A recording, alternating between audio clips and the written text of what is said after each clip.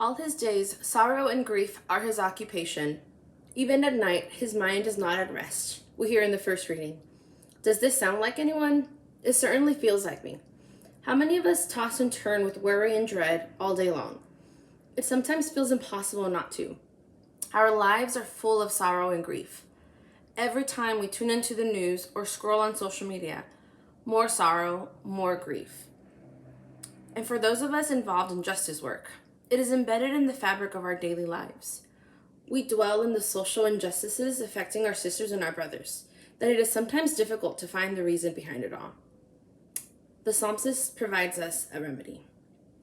Fill us at daybreak with your kindness, that we may shout for joy and gladness all our days.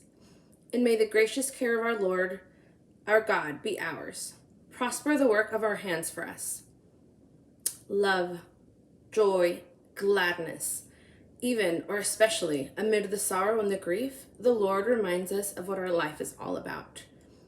But do we start the day by asking the Lord to remind us of this? Do we involve the Lord in our day, in the heartbreak and in the joy, in the grief and the gladness that each day brings? I know I forget to sometimes. Without this invocation, we revert to worry and dread and the helplessness that life can bring.